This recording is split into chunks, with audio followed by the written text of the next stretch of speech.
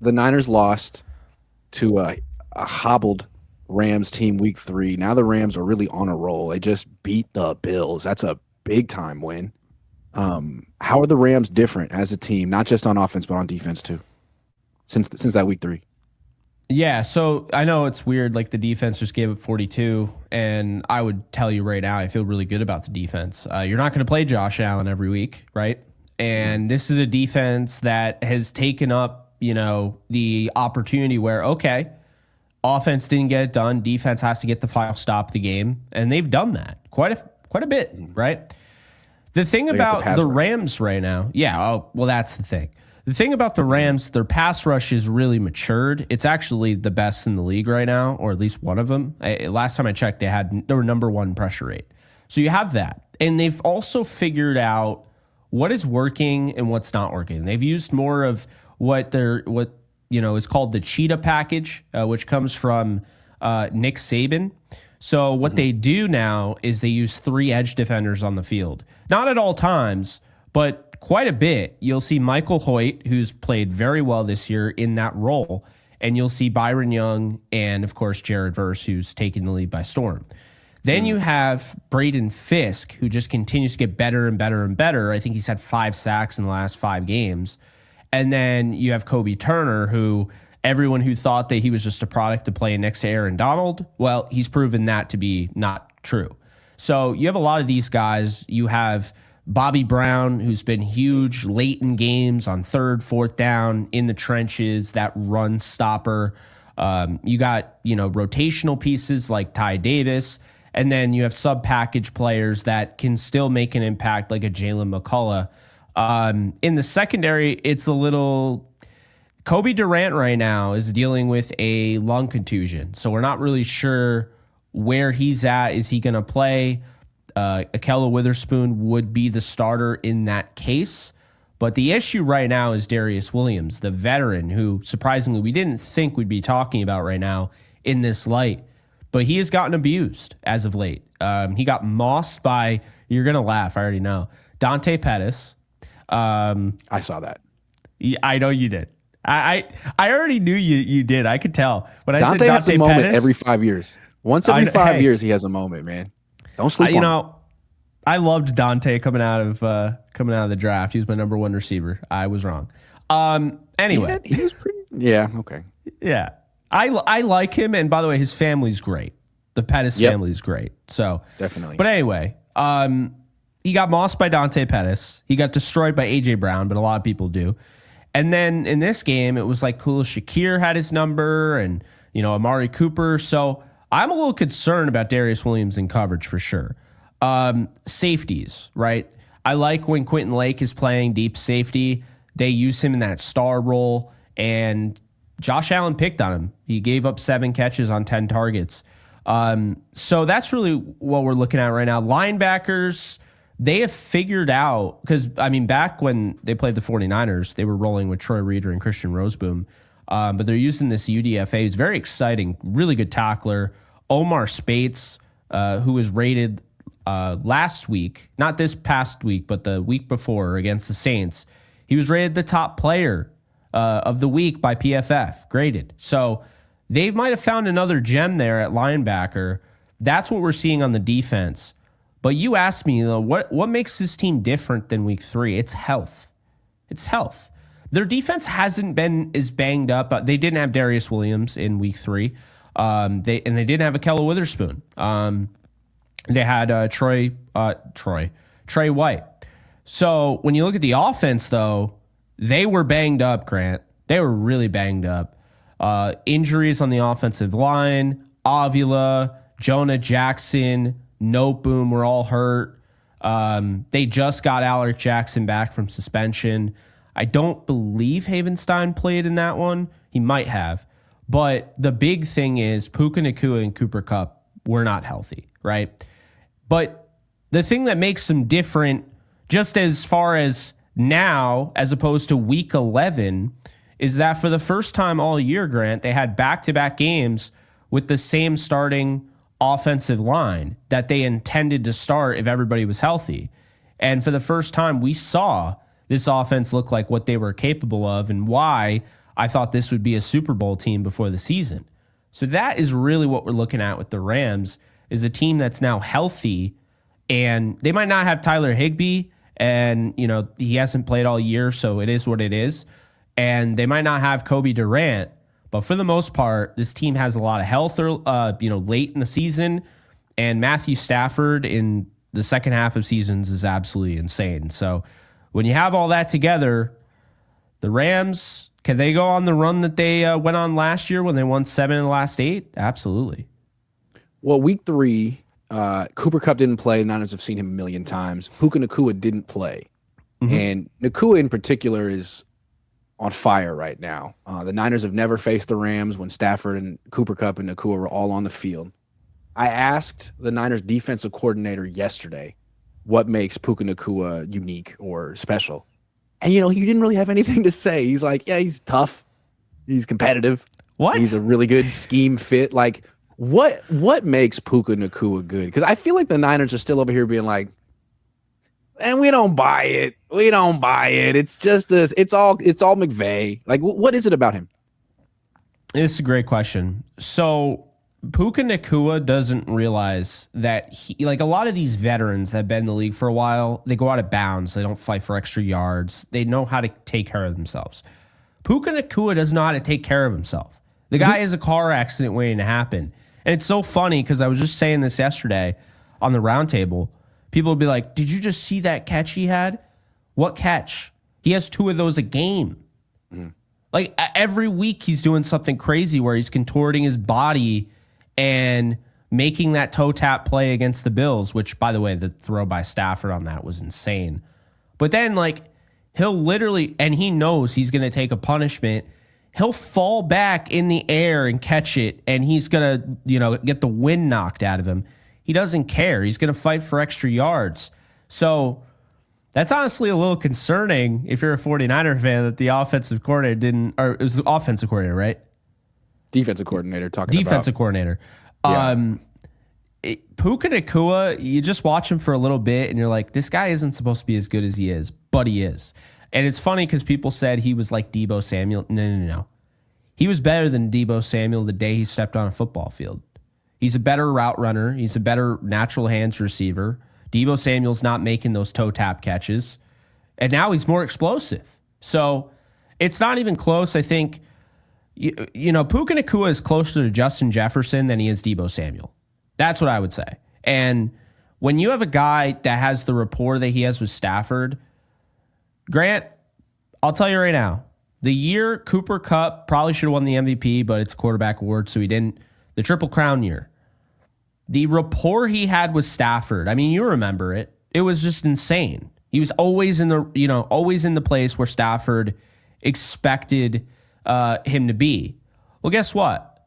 With Nacua has that same rapport. It's the best connection I've seen since the Triple Crown Cooper Kupp with Matthew Stafford. So that's who Puka Nacua is. Love that answer. Okay, now I want to ask you about Stafford. So Stafford won a Super Bowl. Stafford's a great player. He's 7-6 this year. He was 9-6 last year. His quarterback rating is 96. It was 92 last year. To get Stafford, the Rams traded Goff and 2 first-round picks and really set up the Lions to be what they are right now. They haven't won anything, but they're kind of dominant. They got Jahmyr Gibbs and Sam Laporta for that deal, and his quarterback rating is 109, and he's 12-1, and he was 12-5 last year. So we know Jared Goff. We know his limitations. He's a really good quarterback, especially when he's got a good offensive line and weapons and a good system. Why was that trade worth it? What makes Matthew Stafford special in a way that Jared Goff maybe isn't? That's a great question. Matthew Stafford, if you have anything that goes wrong, your offensive line, like Jared Goff is going to crumble. He just is, right? We've seen it. And I know Lions fans will say that's BS because, we just saw, Taylor Decker went down and they had Dan Skipper at left tackle. No. I'm talking about what Stafford's been through this year. Say what you will, because people are like, you're making excuses. The Rams, the injuries, the Lions have had injuries, other teams have. Yes, but the Rams all year, Grant, they They just were able to establish what their offense was supposed to be. At no point this year did they have a baseline of what their offense was supposed to be. Did you know week 1 against this Lions team that everybody loses their mind over, the Rams had them on the ropes and they had a 4th string left tackle that was protecting Stafford, and they had all sorts of mixes and matches in the interior, and Kevin Dotson, who's the only guy on the offensive line that left that game and played every single down, guess what? He left Ford Field in a walking boot, and he's been hurt almost the whole year. So the Rams at no point really ever established what their offense was going to look like until that Saints game. And the first half, it wasn't pretty. They didn't score. First time in Sean McVay's career that he got shut out in a half in the regular season. The other time, postseason, the Super Bowl against the Patriots. But the second half, they scored 21 points. They were 3 for 3 in the red zone. And then they followed that up with what they did against the Bills. So right now, what makes Stafford different than Jared Goff? It's very simple. Stafford, you don't have to coddle him. You don't have to give him everything. Okay? Do you think Jared Goff would be putting up the numbers he's putting up if he had Josh Allen's supporting cast? No. He wouldn't. I love James Cook, but everything that Ben Johnson, by the way, Ben Johnson as the play caller, probably best in the league as well. But everything that Ben Johnson does, and having a David Montgomery and having a Jahmyr Gibbs and, having a guy that could take the top off the defense in Jamison Williams. And now, people forgot Tim Patrick's a really good receiver. He's just suffered 2 really unfortunate injuries back-to-back seasons, and now he's getting healthy. And then you have Amon-Ra St. Brown, who's one of the best route runners in football and, will stick his face in the fan, do whatever you ask him to do. So you have that. You have a top 5 offensive line, and now the defense is starting to play well. Well, yeah, Jared Goff's going to look really good. But Stafford has been asked to carry the load here without Puka Nacua. He missed 6-7 games, right? And, you've had to carry the load without Cooper Kupp, who missed 4 or 5 games. And you've had to carry the load without your offensive line, which hasn't been fully healthy. And it didn't get fully healthy until week 13. So the difference between Matthew Stafford and Jared Goff is that the Rams knew, I don't think necessarily it was a win now thing like people make it out to be. Matthew Stafford, I believe, was 33, 32 years old, whatever, when they traded for him. The reality is they knew that they were never going to win a Super Bowl with Jared Goff. Don't let anybody tell you otherwise. They knew that. They gave him everything. They had him on a rookie deal, and he didn't get it done against New England. And guess what? New England wasn't the best team. The best team in the AFC was the Kansas City Chiefs. And if D Ford doesn't line up, you would have got it done. Cooper Kupp wasn't healthy for that Super Bowl. You don't think you would have got it done with Cooper Kupp, Odell Beckham Jr., Von Miller? You don't think you would have? Well, we haven't seen him do it with the Lions yet. He kind of crumbled in the second half against the Niners last year. Oh, that Bengals, that he absolutely doesn't win that Bengals Super Bowl because Odell Beckham Jr. goes down. And that offense, struggled. Stafford's throwing to Ben Skoranek, who dropped the touchdown that would have beat the 49ers in that week 17 or 17th game. But that's what we're talking about is Stafford gives you a chance in every game. I said this to multiple Rams fans who were complaining about him. I'm like, okay, so right now they're 3-6 or whatever, right? Or 3-5. It was like they wouldn't even have 3 wins without Stafford. What he does, he's able to alleviate when Sean McVay has a bad play calling day, right? And he can make any throw, virtually any throw on the field. And he makes throws that you can't even recreate in a video game. I'm serious. That throw he made to makes Puka throws Nacua, that only Allen and Mahomes and Herbert can make. Yeah, exactly. It's insane. So then you have a guy. You have a guy that essentially he's top 5 in fourth quarter comebacks all time. He's clutch. He's just, he's incredible. And for the first time this year, he finally has his offensive line intact. He has his weapons, and now we're seeing it. The stats against the Bills, he could have had 5 touchdowns in that game if they needed him to. They had 2 rushing touchdowns with Kyron, and they had a rushing touchdown with Puka Nacua. So Jared Goff is a good quarterback. I'm not going to say he's not, but Stafford's an elite quarterback. And I don't think people understand this. And this is why he's somehow still underrated. We're still questioning whether or not, he's a Hall of Famer. Absolutely. My question is, if he didn't, play most of his career with the Lions and say he got lucky and he was the heir to, Tom Brady's throne or whatever, where is he right now? If he's in Green Bay, where is he right now? I mean, I think he's better. Aaron Rodgers, I think, is the better regular season guy, but I always thought the narratives against Stafford in the postseason were absolutely unfair. His first ever postseason game, he had 4 touchdowns, and the defense gave up over 40 points to the Saints. And then people say, well, he lost. It doesn't matter. Your defense was terrible. So I think now we've seen it. And, people say, well, they lost to the Lions. They lost 24-23. Okay. And I'll tell you right now, Cooper Kupp was like 40% healthy. You know what I mean? So right now, the Rams would beat anybody. I think they can win the Super Bowl right now if Stafford and the offense plays the way they did this past Sunday. And Grant, I'm not saying they're always going to look like that, but it gives you an idea that this Rams team might be back. We need to see it this Thursday night, because obviously if they lay an egg against the 49ers, it's not going to look good, and it would kill their momentum. But I think people are looking at this the wrong way. I don't necessarily think they're due for a letdown because, the Bills, people kept saying that they won 7 straight before this loss. I just think this Rams team, for the first time all year, we know what they were supposed to be, and now we're starting to see it. Okay, I got a question about Sean McVay. Yeah. I understand you're very bullish about this team. They haven't beaten the Niners yet, all right? They're just hovering around 500. It wasn't long ago they lost to the freaking Dolphins. So what I want to ask you is, Sean McVay, he's only had 1 losing season. Very consistent. He won a Super Bowl. I cover the 49ers. I criticize Kyle Shanahan a lot.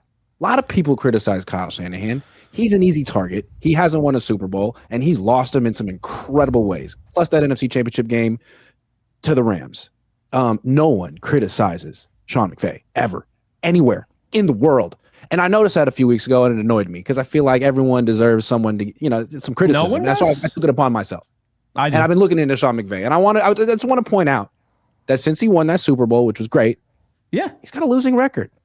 And he didn't win he didn't win a playoff game last year. He may make the playoffs this year. He kind of has a mediocre team. He's got some really good players, but he set up the Lions, who haven't won anything yet. Tell me, John Gruden won 1 Super Bowl. Doug Peterson won 1 Super Bowl. Is this a guy who inherited Aaron Donald and put together a Super Bowl team and now has complete control to build whatever he wants, and now he's going to be 10-7, 9-8 for a long time? Is he overrated, or is he a legit future Hall of Famer? I think if you gave everyone, even the Kansas City Chiefs, I think if everyone had a chance to restart at head coach and there was just a free-for-all, right? Everyone's like, do you want Sean McVay? Everyone in the league would take Sean McVay. The Steelers, the Chiefs, the Lions, they might say they wouldn't, but they would. And I actually think because, this rhetoric is out there that, he has struggled since the Super Bowl, which I understand. It's totally fair. Coming from me. Yeah, but I've heard it from others. Okay. All right. Okay. I've been very critical of McVay, but I've been critical of McVay in a different way. I've been critical of his play calling. I think he gives up on the run. I think the thing about him is the offense is ranked 15th or 16th right now. Yeah, but that goes back to, I think, the health. And there's been injuries. That's why I think it's really an overblown thing. They were 10-7 last year in a year that they weren't supposed to be that good. They got rid of Jalen Ramsey. They got rid of Bobby Wagner. They got rid of Leonard Floyd. They weren't supposed to be as good as they were. Now, I believed, but I believed they would go 10-7, right? I actually picked them to go 10-7, and I believed in the team. And why? Because I believe in the coaching staff. I believe in, Matthew Stafford and Cooper Kupp. And I'm not going to say Puka Nacua. I had no idea Puka Nacua would do what he did. But I believed in what they had. I believed in the pieces. And I loved their draft. And somehow they took last year's draft, which was fantastic, and one-upped it this year. And got Jared Verse and Braden Fisk and Cameron Kinchin. The draft this year is incredible too. But the thing about McVay is, and I actually have been saying this quite a bit, I have never appreciated culture more. When I look at the 49ers, they don't have that.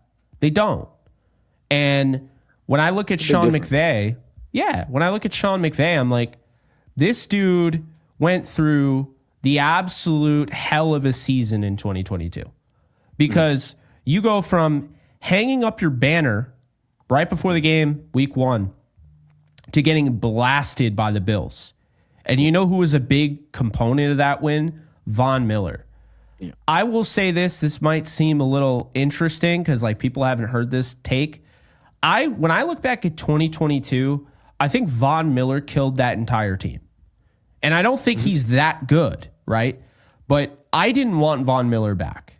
And people are like, why didn't you want Von? He's older, right? And this guy, he had like 8 sacks, whatever. He was great in the Super Bowl. He was great down the stretch. I appreciate what he did. But I wasn't going to give this guy $20 million when he's had injury issues. And sure enough, he hasn't been great in Buffalo. Let's be honest here. When he's healthy, he's awesome. But he hasn't had, that hasn't been worth the contract. The reason I say this, Grant, is because when the Rams, they pay Von Miller, right? Or they try to pay Von Miller and he goes to the Bills. He went to the Bills after every single edge defender was off the board, Grant. So I think that led into this uncertain offseason. They did things they're not comfortable with. They spent all that money on Allen Robinson. They trade away Robert Woods. I forgot Allen Robinson. Go. There you go. So I think McVay had a less talented roster, but I also think then they get doused with injury flames. They have 17 different offensive line combinations throughout the season, and Stafford doesn't even get through half the year. And a lot of that's why he's a losing record, because they went, 5-12 or whatever. Yeah, that's why. And yep. I just think that McVay, because of this, has almost become underrated, because I think the play calling, which I have criticized him with, sure, look at what he did against the Bills. That is Sean McVay when things are together. But when Sean McVay doesn't have everything together, he keeps them at 6-6. And I got to give him a lot of credit for that, because it has not been an easy year.